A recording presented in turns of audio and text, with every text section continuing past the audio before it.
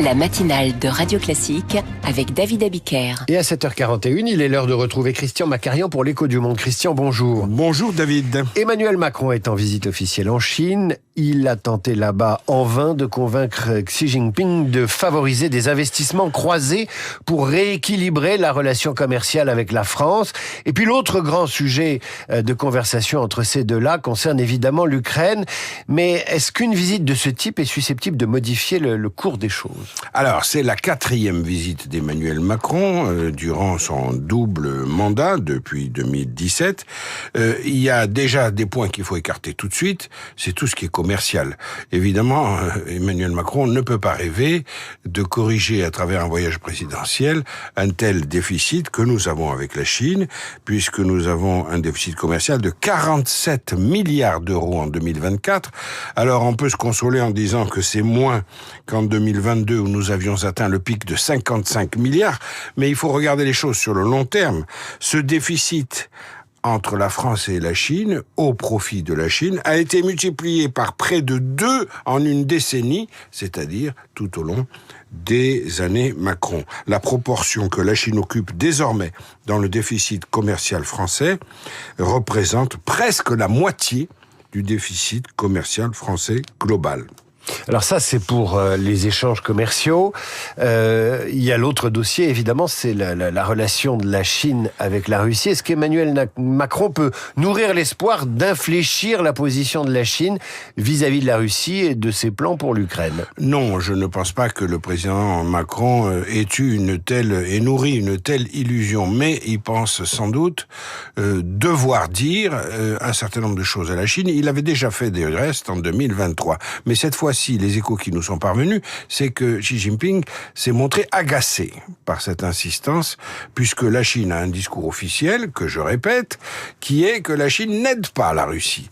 Et de facto, la Chine ne vend pas d'armement fini à la Russie. Mais elle vend des choses pas finies qui servent à s'armer. Mais exactement. Mais de façon très hypocrite et déguisée, la Chine est devenue tout à fait primordial pour la Russie. Vous savez, quand on parle du redressement russe après la période 2023-2024 où la Russie essuyait des revers face à l'Ukraine, d'un coup, l'appareil de production et l'industrie de guerre russe s'est mise à performer comme jamais. Pourquoi ? L'explication centrale, c'est sûrement pas la Corée du Nord et les livraisons de munitions venues de Pyongyang.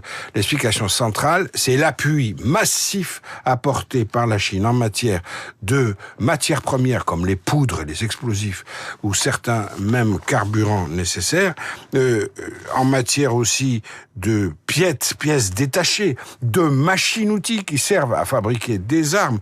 Les livraisons de Chine, de machines-outils chinoises sont absolument monumentales vis-à-vis de la Russie.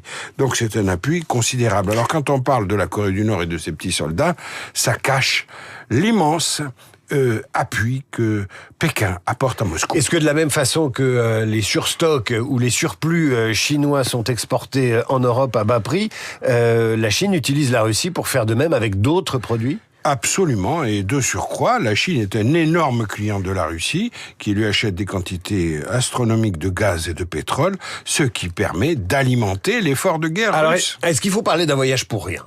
Alors, pas tout à fait, parce que, en diplomatie, vous savez, il est important de dire les choses. C'est utile pour que la France ne décroche pas, pour que la France ne dévale pas la pente, ce qui lui ferait perdre son rang mondial. C'est utile aussi pour rester dans le jeu international et pour mettre la Chine face à ses contradictions. Parce que si vous ne dites rien, c'est encore pire que si vous dites les choses.